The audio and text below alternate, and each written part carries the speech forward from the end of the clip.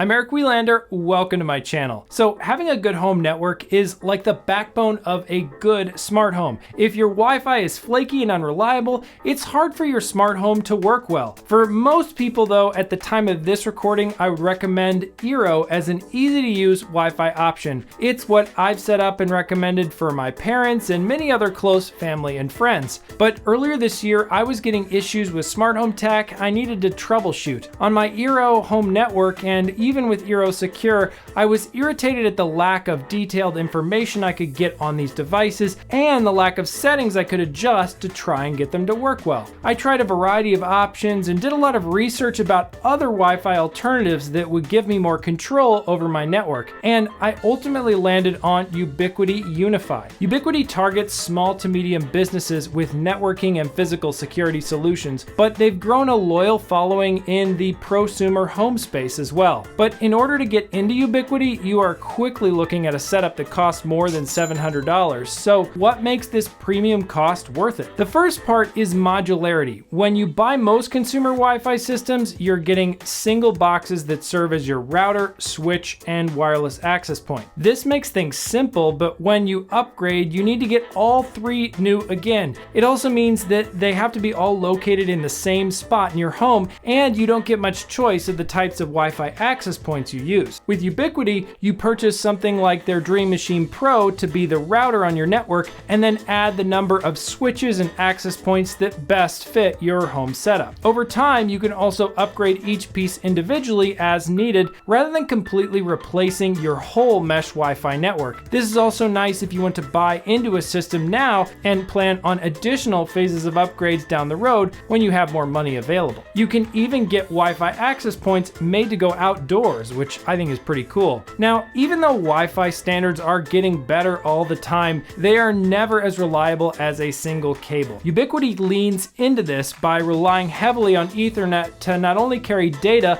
but also power to their access points and devices. It's so elegant to have just a single cable going to a Wi-Fi access point, and running Ethernet through your home can be a lot easier than running electrical. Ubiquiti also uses this same strategy with their no-fee local recording video surveillance system, but that's a topic I'll be covering in another video. Well, Ubiquiti seems to have reasonable default settings in my experience. They also give you the option to customize anything under the sun with your Wi-Fi and network. They make it easy to set up a guest SSID or Wi-Fi network as well. I also like how they enable blending multiple frequencies into one SSID if that's something you want to do. When I tried a Netgear Nighthawk, I was forced to keep these separate, and with Eero, I was forced to keep them together. Ubiquiti's app and web dashboard also make you feel like an IT professional, with nice real-time graphs of Ubiquiti's guests on Wi-Fi performance, along with detailed information about what domains and how much data is going where on your network. You can see this on an aggregate level, but also by drilling down to a specific device. A couple of weeks ago, I was having problems with my garage door controller dropping from the Wi-Fi. I was able to quickly evaluate the Wi-Fi signal quality in the Ubiquiti app, telling me the signal quality was good. No measurement like this is perfect, but it's a good sign that I should investigate other things than Wi-Fi signal first. If you're considering Ubiquiti, I wouldn't do it unless you're also willing to replace your network switches with ones from Ubiquiti. That said, you don't have to buy their massive expensive ones. I got a 16-port switch that has 8 PoE ports and 8 10 gigabit Ethernet ports for $200. Another cool magic trick that Ubiquiti Software adds is the ability to see the topology of your network. You can see how each device is connected to your network and the route it takes to the internet. If you get the Dream Machine Pro, as I did, you also have the ability to connect to more than one internet connection. The reasons for this in a home are limited, but I could see someone with a home business being willing to pay for 2 connections and have the Dream Machine Pro toggle between them in the event of an outage. Now, no system is perfect that I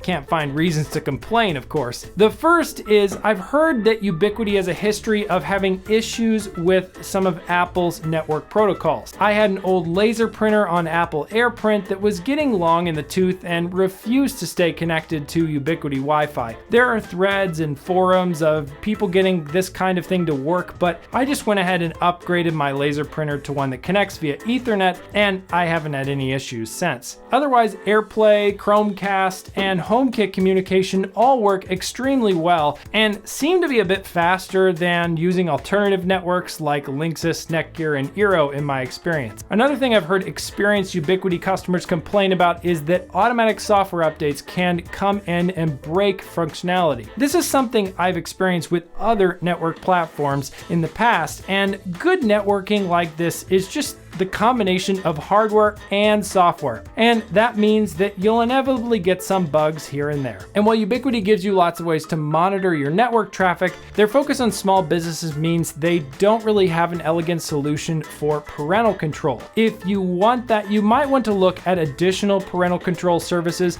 and simply use Ubiquiti's tools as another layer for monitoring your network. Another downside is that while Ubiquiti does have some Wi-Fi mesh options, you aren't getting your money's worth unless you have Ethernet cable running between the devices. Depending on where you live, it might be difficult, expensive, or impossible to do this. But as smart home expert Robert Spivak mentioned in my recent interview with him, investing in infrastructure like Ethernet cable will pay dividends in reliability going forward. You can check out that video linked somewhere here on the screen, and don't forget to subscribe if you aren't already. Thanks again so much for watching, and I'll see you in the next one.